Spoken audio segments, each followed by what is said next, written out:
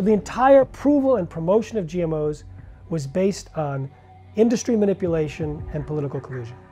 They put this out on the market without doing the close evaluation of what actually gets damaged and changed as a result of the process of genetic engineering.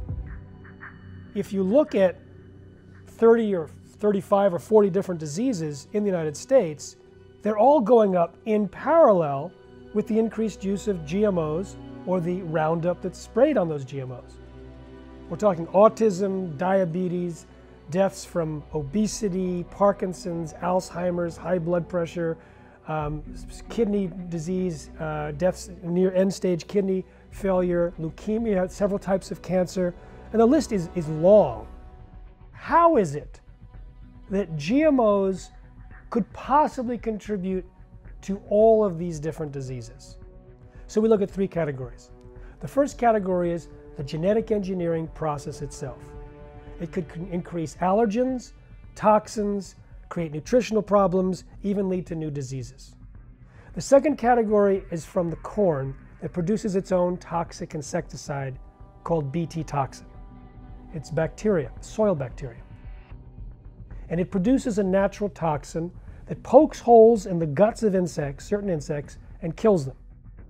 But the biotechnologists decided to put the gene from the bacterium into the corn plant. And it's in every single cell of the corn. And it produces the Bt toxin thousands of times greater concentration than is used in the spray. So we're eating a corn that can possibly poke holes in the walls of our intestines. Now the intestines walls are only one cell thick. If you can poke a hole in that, that's leaky gut, permeable gut. And then you end up with a system that is correlated with cancer, heart disease, Alzheimer's, Parkinson's, inflammation, autoimmune disease, and allergies, among others. The third is the Roundup and the glyphosate-based herbicides. Glyphosate was originally patented as a cleaner, an industrial cleaner to clean boilers and pipes. And that's because it was patented as a chelator. It grabbed onto the minerals. Minerals are absolutely essential for certain metabolic pathways to function. And one of those pathways is called the shikimate pathway, which Monsanto bragged out loud that, well, humans don't have the shikimate pathway, but the gut bacteria have a shikimate pathway. The gut bacteria use the shikimate pathway to produce the building blocks, the aromatic amino acids, that produce the neurotransmitters that we all know and love, serotonin, melatonin, and dopamine. If we're not producing enough of these neurotransmitters, that could explain a lot of these problems. The depression, the anxiety, the stress from the serotonin. Also the regulation of blood sugar. Also the ability to say, I'm full, I can stop eating. That's in the domain of serotonin. Melatonin, the sleeplessness. You can track sleep disorders and insomnia with the increased use of glyphosate sprayed on Roundup-ready soy and corn. And the dopamine linked to Parkinson's disease and also other things also linked to these particular diseases and disorders. In the late 90s, the different GMO companies pooled money together, spending $50 million a year for 5 years to convince Americans and other developed country citizens that GMOs were needed to feed the world. And this has become like basically the background story, even though it's entirely untrue. GMOs have nothing to offer to feed the hungry world, eradicate poverty, or create sustainable agriculture. I was giving a lecture at MIT. I also asked the audience, please share with us anything that you noticed when you switched to non-GMO, any improvements. And a woman stood up and she said, my 6.5-year-old was out of control and he was violent and they wanted to kick him out of school. And I saw your movie Genetic Roulette, so I changed his diet, all the problems went away. I said, how long did it take? She said, 1 week. Wow. And then she paused and said, within a month, I had a new son. Non-GMO is not enough. Buy organic. Do you want to feed your kids poison, knowing that it's going to cause some kind of slow deterioration? Or do you want to see who's in there that's been suppressed by that food and let that boy or girl come out with full energy and intelligence. I mean, it's amazing the kind of stories that I'm hearing about the transformation that occurs, especially in children.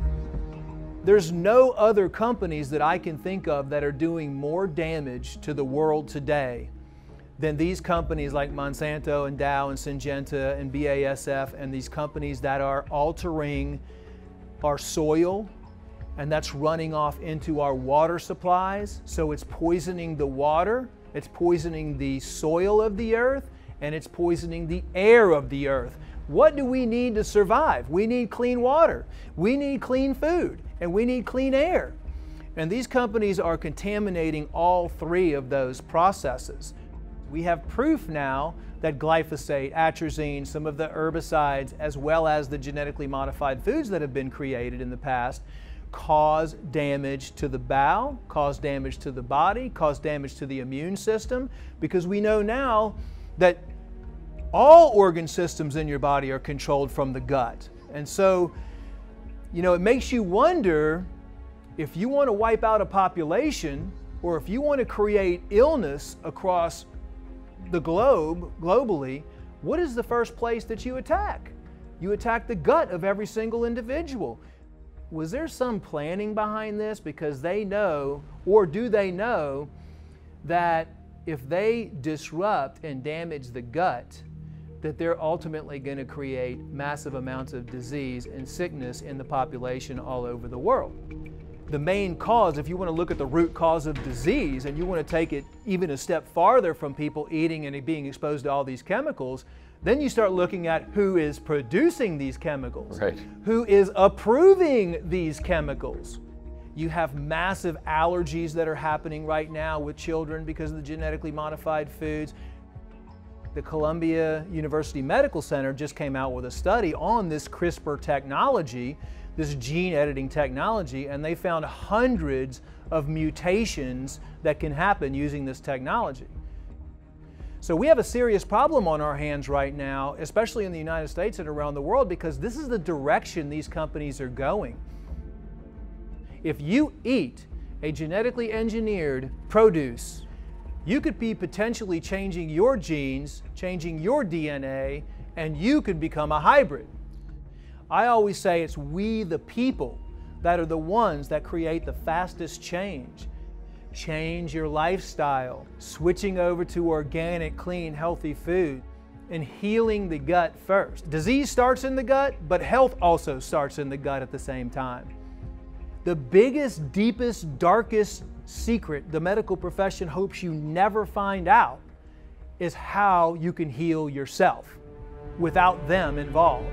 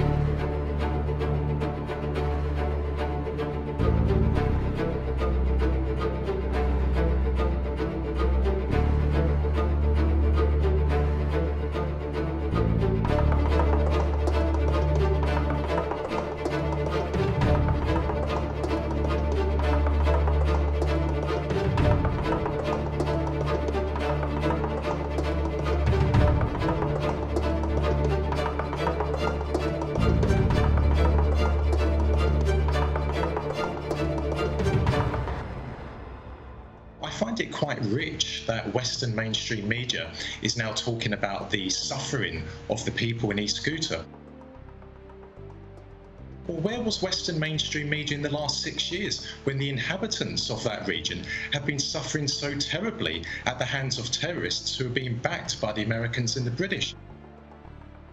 And let us not forget as well, on a daily basis for the last 6 years, the terrorists in East Ghouta have been mortaring and have been firing rockets into Damascus. They have been aiming at schools, hospitals, nurseries. Indeed, last week, they killed a large number of children. But would it not be naive to say that Syria's treatment of its civilians is equally as bad? I mean, we've only seen in this attack yesterday the use of chemical weapons, chlorine gas. You are relying on the white helmets. They are a propaganda weapon of the terrorists, and they are the brainchild of the British government. And at the same time, even worse than being a propaganda tool, the white helmets are actually Islamist terrorist fighters themselves. We have independent witnesses, we have independent footage of white helmet individuals standing over the bodies of dead Syrian soldiers. You must not rely on the white helmets. Well, they're controversial comments, to say the least. We'll discuss. They're controversial in your opinion. In your opinion. They're not controversial to people in East Aleppo. If you go to East Aleppo today, which was under the control of Al-Qaeda, they will say my comments are controversial. They will say you are controversial. The Syrian army does not target its own people. The Syrian army is targeting terrorists. The reason why ISIS is on the verge of a total defeat in Syria is because of the combined military operations of the Syrian military, the Russian military, and the Iranian military. And quite frankly speaking, the world should be grateful for what Syrian soldiers are doing every single day of the week. They are sacrificing their lives to defeat the scourge, the evil that is Islamist terrorism. Every single step the Syrian army advances in Syria makes the streets of Sydney, of London, of Washington and Paris safer.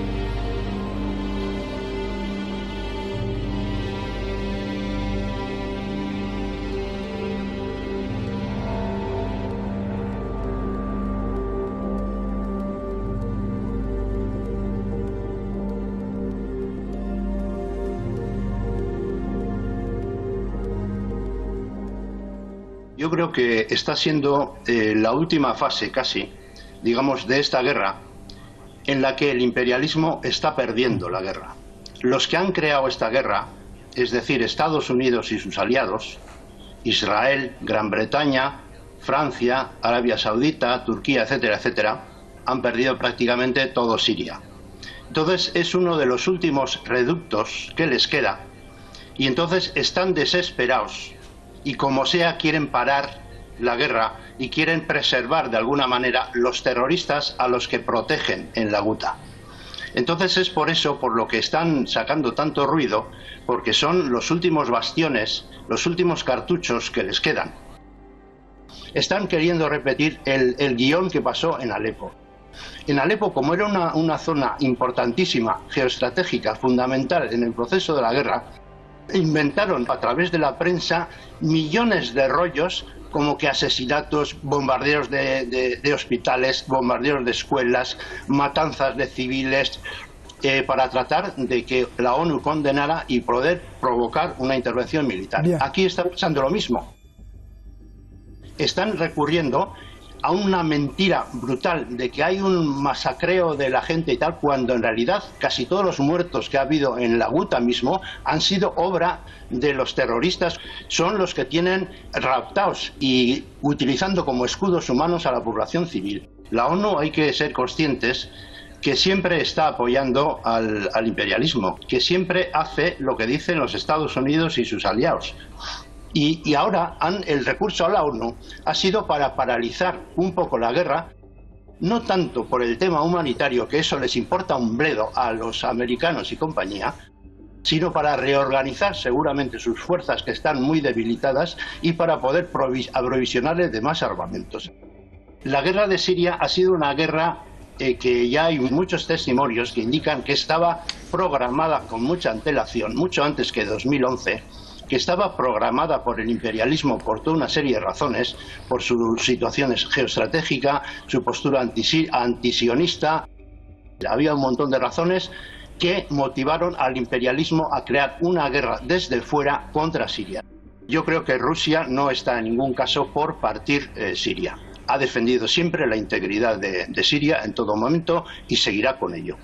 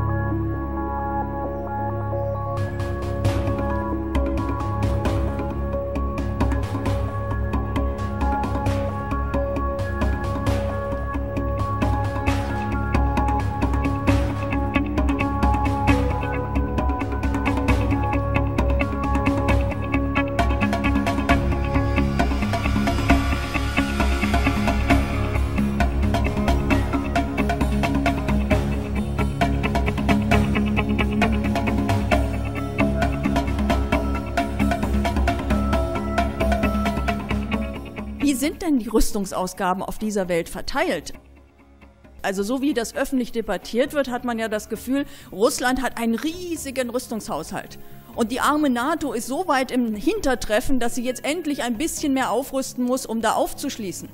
Wenn man sich die realen Zahlen anguckt, ist es völlig anders. Alleine die USA geben im Jahr 600 Milliarden Dollar für Rüstung aus.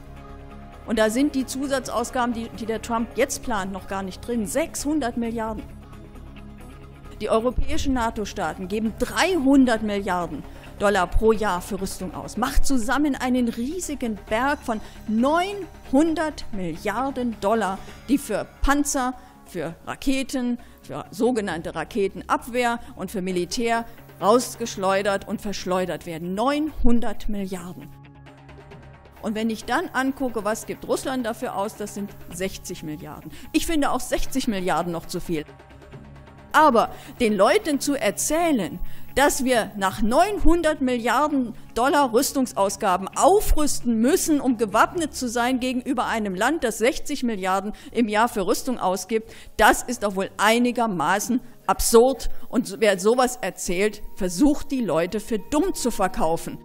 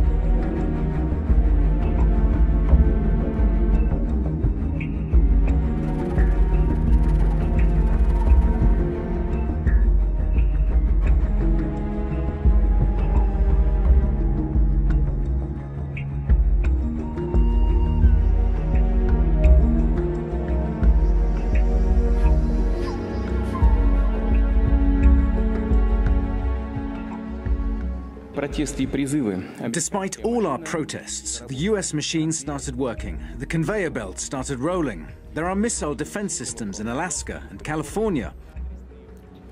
As a result of NATO's eastward expansion, they've set up missile systems at 2 new European locations. One has already been deployed in Romania, and another will be set up in Poland soon. Even now, they're working at full speed. Well, I think that this is a speech of enormous importance. What was Vladimir Putin's intent was to sober up the West and to bring them back to realities. He said that Russia stood ready to defend its friends and allies with instantaneous response to any attack on them. If I'm not misreading, that means an attack on Syria, an attempt to remove the Assad regime, could result in a direct nuclear showdown with the United States. The same was true of Iran and of Russia's other friends, whom the United States has been trying to bully in every which way. How can a country which has only 10% of the military budget and 10% of the GDP of the United States, how can it compete and project its ambitions for a role in the world? The answer was clear, by being head and shoulders above the rest of the world precisely in its defense capabilities and demanding the respect of its capabilities and of its intelligence and of its people and their dedication through the development of these systems. There will be a calling upon Moscow to re-enter into overall full landscape arms negotiation talks. That is certainly what Vladimir Putin is looking for. It will make the U.S. generals, the Pentagon, the whole military budget that's been endorsed by Congress look like chumps. So the United States, whatever it says publicly, is going to have a deep rethink of everything it's spending now on military because it's useless. We already are in a new arms race. Entrenched, more entrenched, there's no way that can be more entrenched except when President Trump gets ready to press the nuclear button.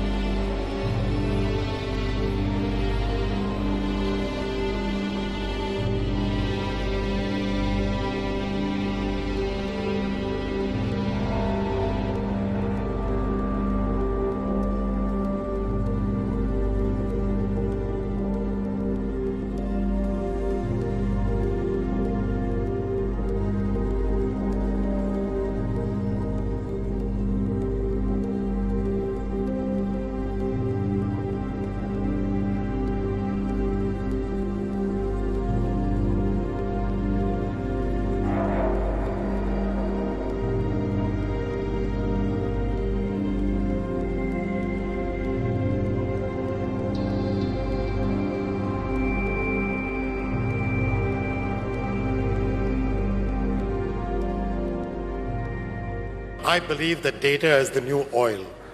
And I'm saying it in this country because I believe that the prosperity that oil brought in the last 50 years, data will bring in the next 50, 100 years if we use it the right way.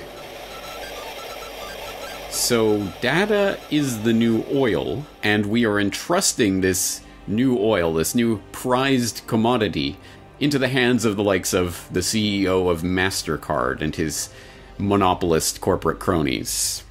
Yeah, that sounds like a good idea. That was also the conference at which they announced NEOM. Yes, the $500 billion mega city in the desert, over 10,000 square miles, 33 times bigger than New York City, that is going to be the techno-smart city of the future. One of the main goals of NEOM will be to diversify Saudi Arabia's economy in an attempt to move it beyond oil. Are you starting to see some of the linkage right now between this move to the post-carbon world and the post-carbon economy and the monopolization of the next tool of control? Data. This isn't just about smart appliances. This is about smart, networked everything, and the entire reordering of society that is implied by this revolution that we are currently undergoing. This is about the cashless society, driverless cars, 5G networks, nationwide facial recognition databases, and artificial intelligence. But it is important to understand that all of these technologies are resting on an infrastructure that is being put into place right now, and that infrastructure is the smart grid that is being slotted in right now. Look at the history of it just a little bit. The smart grid movement was snuck in 2009 by Barack Obama.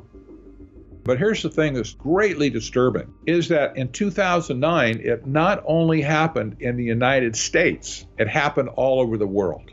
It happened in European countries, in Great Britain, in China, in India, Japan. At the same time in 2009, all these countries decided to throw stimulus money at creating a smart grid in all these various countries. And furthermore, there was a parallel movement to create a global smart grid where all of the individual smart grids within countries would be rolled up into one giant smart grid. Some people call it the energy web, to control all of the energy produced and consumed in the world from a single control point. I saw that there was a masterminding going on a global basis, because that can't happen spontaneously everywhere in the world at the same time. Somebody's pulling the string to make it happen. If the smart grid could be effectively scuttled, it would set their plans back 100 years. This is a coordinated global campaign that is ongoing right now to sell the public on this great new thing that's going to transform our world and is going to be the thing that our society depends on. In the 20th century, it was oil. In the 21st century, it's data. And more specifically, the things that can be done with oil, the things that can be done with data. And those are going to be the products that they sell to us as we happily buy our way into our own enslavement. The oligarchs of old are the datagarchs of our current age, and they are going to try to rule you, your family, and everyone around you. This is the technocratic nightmare that we are being steered into, and we have to steer ourselves away from that with all our might. There is just too much at stake here.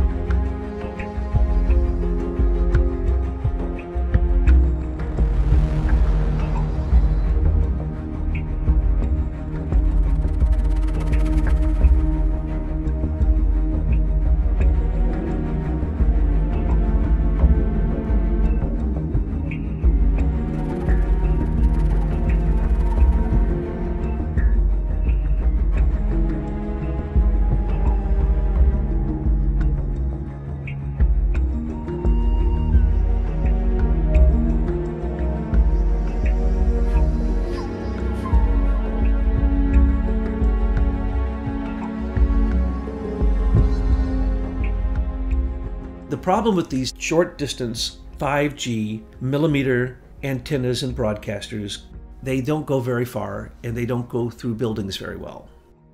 So they already invented a new type of antenna that would make all of these completely obsolete. Because we're soon going to have it in space, Google or Alphabet, Eric Schmidt, already had the contract to put into space Wi-Fi broadcasters on satellites for the military, space super servers.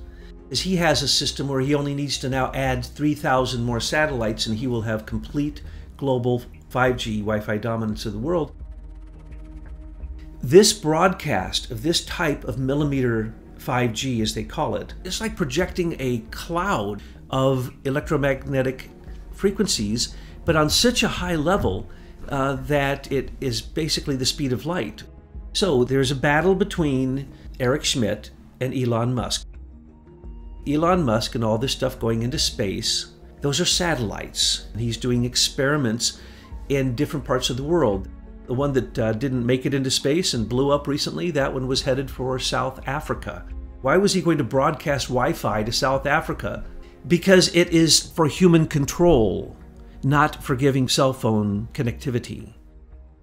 Elon Musk says he can cover the whole world with 4,100 satellites, and he's already got 17 of them in space. Will Elon Musk take over so that he can get his satellites up there so that America can act like it's a corporation that can then have control over everything?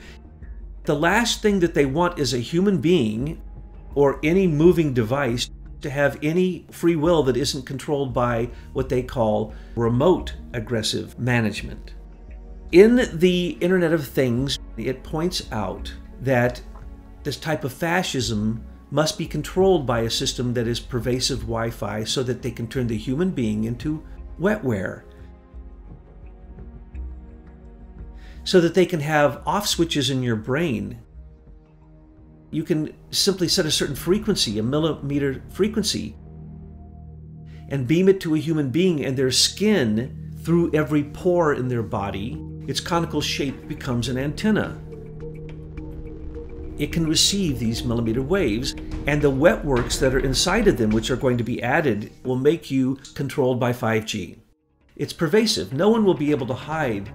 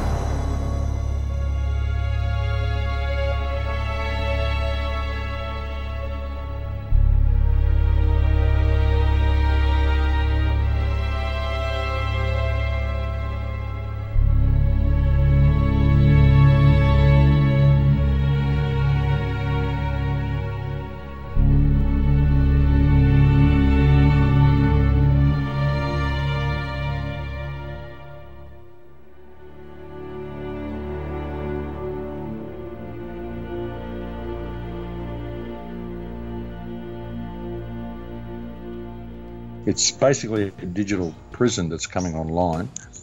It's a prison whereby everything will become digital, like all transactions will become digital. And if you think outside the box, they'll introduce some sort of a social credit system the way they've done in China recently. They basically just deny you from certain services.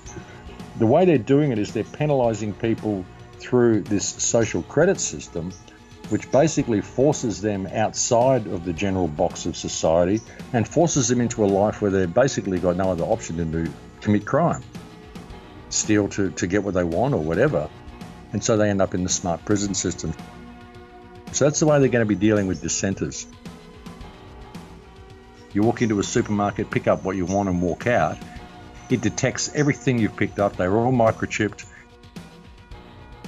It detects you when you walk in, it detects you as you walk out, it detects what items are in your bag, and it takes the necessary amount out of your account. Like the situation in China, there's actually 7 million people, I think, been locked out of essential services in China because of this social credit system. And they just go to do something one day and find they can't do it. There's no notification, there's nothing, and there's no appeal process. There's no one they can write to, there's no one they can ring. What they just have to do is start behaving the way the government wants and try to accrue those points again so that they have access to the basic services that everybody else has. So that's the sort of system we're heading into. A system that is, there'll be two types of humans, desirables and undesirables. This smart grid is coming online in every single country underneath everything else. And the smart grid is the new world order. And it's been rolled out under the guise of convenience. I think all these governments work together to do what they wanted to do. And it's all about bringing this whole smart grid online. And it's always been about bringing this smart grid online. So yeah, I think it's a huge play on behalf of government.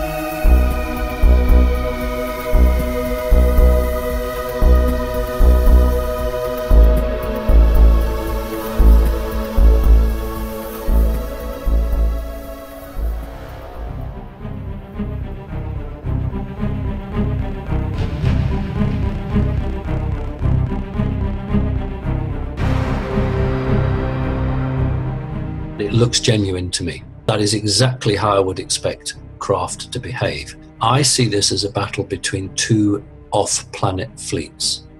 One certainly belonging to the secret government, but largely piloted by non-humans. The technology of off-planet aliens is still superior to that of the secret space program.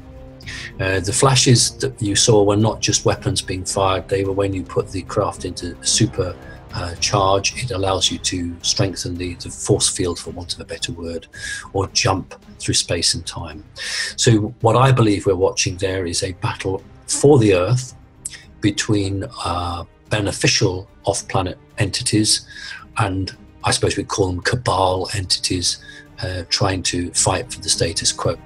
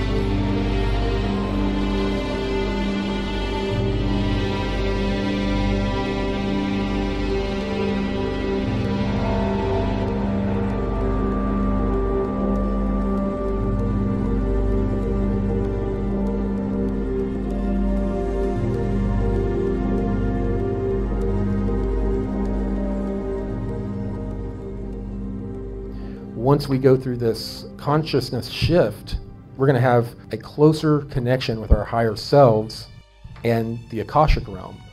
No one will be able to deceive you. No one will be able to sit there and lie to you. No one will be able to hide anything. It'll all be accessible. And the longer we spend in this new consciousness vibration, and the more we learn how to use it, the more and more impossible it becomes to hide anything from us. That is the reason why these different Rothschild and Rockefeller groups recently tried to cause a civil war within UFO communities. We're coming together too much for their taste. They cannot allow us to come together and begin to focus and co-create. They're going to do everything in their power to prevent that.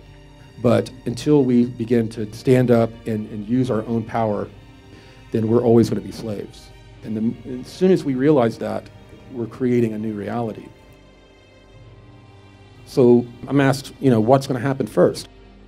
Are we going to get disclosure, and then there'll be an ascension, and then our consciousness expands?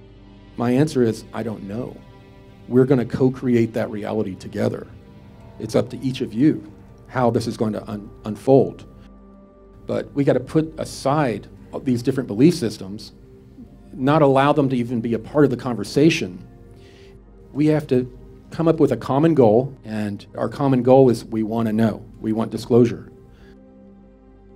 That is the bind that will bring us together and allow us to co-create the disclosure we want. If we're going to wait for our government to walk up to a podium, or the Pope, or anyone else, and say, okay, there are aliens, well, we're going to wait forever. We have to force the situation. We have to become very active. We have to come together, organize. When we get a full disclosure, it's going to be like a punch in the gut. All of our little belief systems are going to be destroyed before our eyes. Even us, we're not going to be hopping up and down and celebrating. We're going to be sitting there next to everyone else with our jaws on our chest. It's going to include all of the pedophilia stuff. It's going to include all of the galactic slave trade. Very, very upsetting things. People like us, we will be able to deal with it better than those who are totally asleep. But if we get disclosure, we're going to basically have to go and counsel our families. All of us are going to be shocked. None of us are immune. What we need to understand, this disclosure that we're asking for is extremely important for us to be able to move on as a species. They're going to be this Nordic group and a couple other very human-looking groups are going to be working with us to reduce the shock on our civilization. We're going to have a very visceral reaction to beings that don't look like us. So for our own comfort level, the beings that are more genetically compatible with us are going to begin to interact with us and help us not only adjust to the energies, but to understand the consciousness aspect. And they're going to come in and say, okay, there's been a change. You see things differently, you think differently, you know each other's thoughts. There are no lies that can be had between you. And they're going to take us by the hand as a loving cosmic family member, and they're going to assist us. They're not going to do the work for us. We've got to come together, organize, and begin to demand disclosure. And the best way to do that is not to go out and talk about little green men. The best way to get this out is to talk about the technologies, the suppressed technologies. There's been cures for cancer for 70 years. Every living thing has a bioneural frequency, and they can nullify that frequency. They can go in and detect, okay, here's the frequency of this cancer. And then they apply a field to it that just turns it off. It's that easy. We have a part to play. We can't sit back and wait for an announcement. We can't sit back and wait for a positive ET group to come in. They're sitting back waiting for us, to be honest. They're waiting for us to activate. We have to be a part of a solution. What they want us to know is you don't need religions, you don't need saviors. You are the one that you've been waiting for.